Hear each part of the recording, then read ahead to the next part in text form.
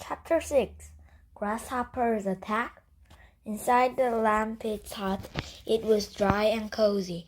Jack sat back on his branch. He didn't dare look at Jab. It's time for our writing lesson now, Miss Newly says.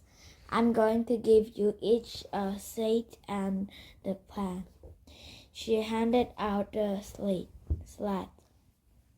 They look like small blackboards set in wooden frames. Next, she gave everyone a slab pan. Each pan was thin black of chalk. Miss Nellie opened the McGraffy readers. While you were eating the noon meal, I copied the poem from the book, she says. Now I want you to copy it. Miss Nellie held her own slate board up for them all to see. 'Tis a lesson you should heed. Try again. If all first you didn't scratch, try again. Jack quickly started copying the word. Out of the corner of his eyes, he saw Jab writing very slowly. It took an older boy a long time just to write the letter T. Jack slowed down too. He didn't want Jab to think he was showing off. Suddenly, loud thumping sounds came from overhead. It sounded as if someone was throwing stones against the roof. Oh no, grasshopper attack, screamed Kate. She covered her head. Grasshopper attack, cried Will. He covered his head too. Be calm, everyone, said Miss Nearly. What's a grasshopper attack? What are they talking about? Jack wondered. Even Jab seemed worried. As Miss Nearly started toward the door, he says, Don't open it. They'll come in. Has everyone gone crazy? Jack thought. How can grasshoppers hurt anyone? Miss Nearly opened the door and looked out. A moment later, she stuck her head back in and closed the door. It's all right, she says. It's only hailstones. What's that? Said Annie. Hailstones are small pieces of frozen rain. Sometimes they fell to earth during the thunderstorm, said Miss Nearly. Why did Will and Kate yell, Grasshopper attack? Jack asked. Because last spring the grasshoppers did attack us, said Miss Nearly. Yes, millions and millions of them came out of the sky, said Will. It looked like a huge shiny clouds. They covered every inch of ground, said Kate. They ate everything. They ate all our crops, said Will. Our turnips and fruit trees and watermelons. They even ate our clothes and bed sheets, said Kate. Yuck, said Annie. Oh man, said Jack. He never heard of the grasshoppers attack before. It was very scary, said Kate. But remember how we replanted and everyone helped everyone else? Said Miss Nearly. Kate and Will nodded. We must try to hold on to the good memories, Miss Nearly said gently, and let go of the bad ones. Yes, ma'am, said Kate. Everyone was quiet for a moment. Then the sound of the hailstones died away. Let's go back to our lesson now, said Miss Nearly. They all returned to their writings, even working as slowly as he could. Jack finished first. He showed his copy for the poem to Miss Nearly. Good work, Jack, she says. We can all learn from these words, can't we? Yes, ma'am, said Jack. Hey, this is it, Jack, Annie bursted out. Something to learn. Miss Nearly looked puzzled, but Jack smiled. He knew what Annie was talking about. They had their special writing. They could go home. Jack stood up. Excuse me, ma'am, but I'm afraid we have to leave, he says. So soon? Said Miss Nellie. Yes, we have to back to our parents, said Annie. May I take my slate with us? Jack asked. Please do, said Miss Nellie. Use it on your trips to California to practice your riding. Thanks, said Jack with a big smile. He put the slip on his leather bag. We learned a lot, ma'am. I'm glad you had the chance to come to school, said Miss Nellie. Goodbye and good luck. Good luck to you too, said Annie. Bye, Will and Kate called out. Bye, said Jack and Danny. As they went out the door, Jack glanced at Jam. He felt sorry for the older boy. He tried one last time to be friends. Bye, Jam, he said, but the boy wouldn't even look at him. Jack gently closed the door to the schoolhouse. He breathed a sigh of relief. He was glad to get away from Jam's anger. That's weird, said Annie. Look at the sky. As Jack turned away from the schoolhouse door, he caught his breath. The sky did look so weird, really weird. Chapter 7. Twisters. The black clouds has taken on an odd greenish color. They all had seemed to be going in different directions. Do you think it's a grasshopper attack? Annie asked nervously. No, I think it's some more weird weather, like a hailstorms, said Jack. Let's go before it gets worse. As they started back to the treehouse, the winds picked up. Jack and Danny looked over their shoulders. The greenish clouds had dripped down close to the prairies. I feel like something awful is about to happen, said Annie. Hurry, said Jack. Run! He and Annie started running through the grass. When they got to the ladder of the treehouse, they looked back. In the distance, twisting black clouds had dropped out of the storm clouds. They were swirling in the funnel shape. The dark funnel started twisting across the prairies. Jack's heart nearly jumped out of his chest. It's a twister, he says. Oh no, cried Annie. The twister was whirring and tearing across the grass. Let's get out of here, said Jack. He grabbed the ladder and started up. Wait, said Annie. We have to help Miss Nellie and the other kids. They have a storm cellar, Jack says. That's what our book says.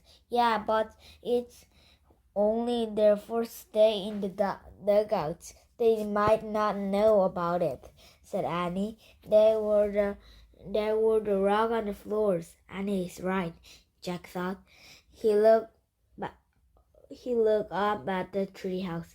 All they had to do was climb up and leave, and they'd be safe. But what about Miss Nellie's? What about Jack, Wills, and Kate and Jam? Okay, said Jack. He jumped down from the ladders. Let's go back. He and Danny started running back toward the schoolhouse. They ran as fast as they could across the prairies. The rolling sounds of the twister followed them. Suddenly, the weird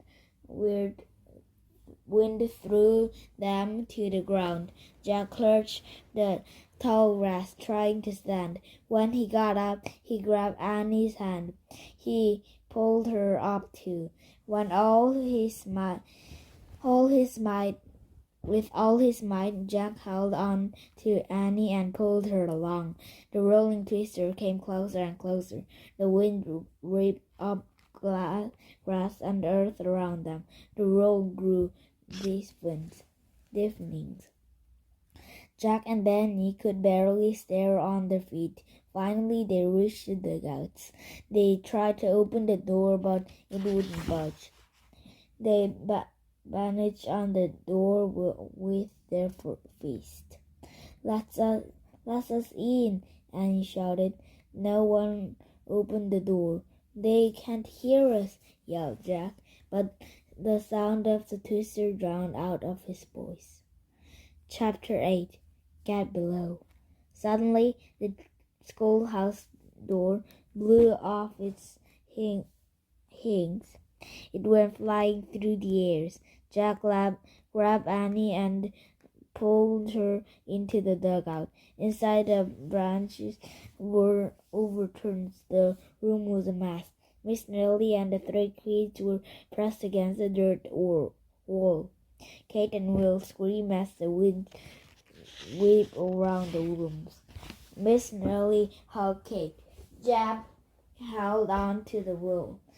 Get in the cellars, Jack yelled. What cellars? Shouted Miss Nellie. Together, Jack and Danny pulled the rugs off the floors and uncovered the cellar door. They grabbed the door and tried to open it, but the wind was blowing too hard. Suddenly, the ladders led down to the cellars. One by one, Will, Kate, Miss Nellie, and Danny went down the ladders.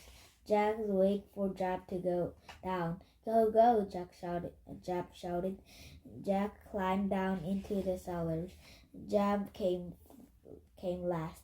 He closed the door behind him, leaving everyone in the total darkness. The twister rolled frantically above them. It sounded like a train barreling right through the schoolhouse. As the twister whirred and howled, Jack couldn't think. He couldn't feel. He was totally swept off the howl of the winds. Then, just as Jack felt he would disappear in the roll of the twister, the noise died down, and then it was silence. No one spoke for a moment in the blackness. Then Annie broke the silence. Are we still alive? She whispered. Everyone laughed. Yes, I think we are, said Miss Nellie. Chapter 9. All clear. Jack pushed open the cellar door. Daylight streamed in. He looked out. All clear, he says. Jack crawled out of the cellars. Jack followed him, and Danny, Will, Kate, and Miss Nellie. The sky was gray above them. The twister has torn the roof off the dugouts and stuck everything out, even the rug. They all stared in shock at the empty space. Then Miss Nellie smiled. Well, at last we were all safe, she says. Then she stepped out of the hut. The air was thick of dust and a bit of grass. The twister had cut a wide path of dirt and distractions across the prairies. It was still whirring away on the horizons. Everyone watched silently as the twister became long and thin like a piece of rope. Then it vanished completely. Miss Nellie turned to Jack and Danny. You saved our life, she says. Thank you, said Will. Thank you, said Kate, hugging Annie. Jack actually opened the cellar door, said Jack. Yes, thank you too. Thank you too, Jack, said Miss Nellie. The older boy only scowled. I hope you can get a new school, he said. Annie. We will, said Miss Nellie, just as we planted our field again after the grasshopper attack. We built our school again after the twister. If at first you did scared, try again. Jack thought Miss Nellie was one of the bravest people he ever met. You're a good teacher, he says shyly. I love teaching, she says. That's a job that lasts forever. It's a job that lasts forever. Whatever you teach children today, travel with them far into the futures. That's true, said Annie. Jack smiled. Well, we better live again, he says. Bye, everyone waved, except Jack. Jack and Annie started across the prairies, back toward the treehouse. They hadn't gone far when Jack heard someone shout his name. He turned around. It was Jack. Wait, the older boy yelled. He had a fierce look on his face. He started running toward them. Oh no, Jack breathed. Did Jack still want to fight? Leave us alone, Annie said angrily. Shh, Annie, said Jack. Let's see what you want. When Jack got closer to them, he stopped. He looked right at Jack. Why did you come back? He asked. We wanted to tell you about the storm cellars, said Jack. How did you know about the cellars? Jack says. Jack pulled out their research book out of his leather bag. We read about in this book, he says. Jack stared at the book. And he sighed. I aim to read some days too, he says. That looked like a good book. Jack didn't know what to say. He was still afraid of making Jack mad. So he just nodded. My mom and pa were too poor to go to school, said Jack. They wanted me to go, but I'm getting started mighty late. It's not too late, said Jack. It's never too late, said Annie. Jack narrowed his eyes.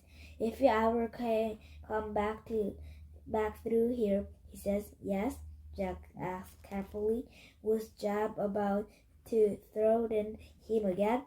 Maybe I'll able to read that books of yours, Jack says. Jack sighed and smiled. I know you will, he says. Jack smiled back. He had a nice smile.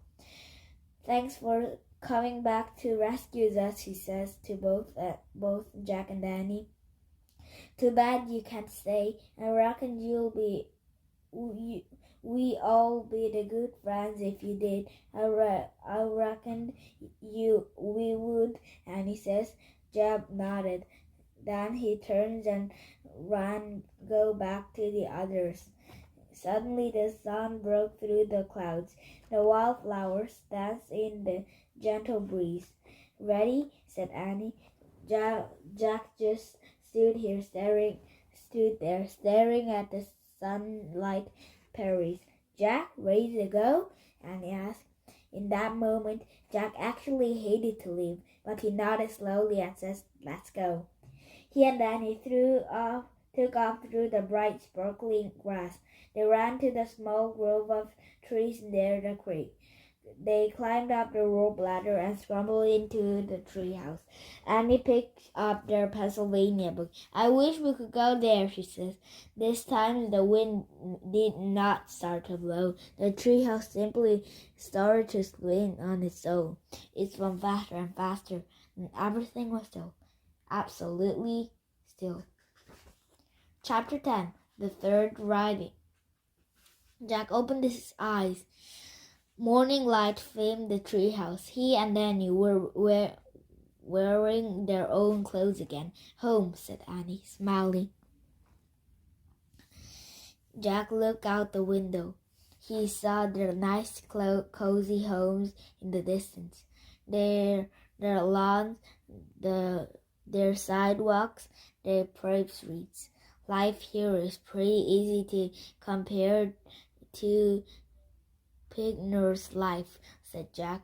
We're lucky, said Annie. Jack reached into his bag and pulled out a small slate. Our third riding, he says. He added the poem to the list from the Civil Wars and the letter from the Revolutionary War. You did just what the poem says you should do, said Annie. What do you mean? Jack asked. If at first you didn't school this, try again. Annie says. You kept trying to make friends with Jack. In the end, you did. I guess you're right, said Jack. We have to get only one more special writing for Morgan's library, said Annie. I wonder what how that will help save Camelot, said Jack. Annie shrugs. It's a mystery, she says. She and Jack look around the treehouse. Look, Annie picked up the piece of paper lying in the corner. She read aloud. Come back early Wednesday morning. Wednesday? Man, that's tomorrow, said Jack. So, said Annie. She started down the rope ladders. I not much time to recover, said Jack, pulling on his backpack. Recover from what? Annie says. The twister, said Jack. Oh yeah, I almost forgotten about that, said Annie. Jack smiled. Actually, the nightmare of the twister was fading from his memory too. We must try to hold on to the good memories, Miss Nearly has said, and let go of the bad ones. The kindness of Will and Kate, making friends with Jack, the courage of Miss Nearly, those memories Jack thought he would never forget.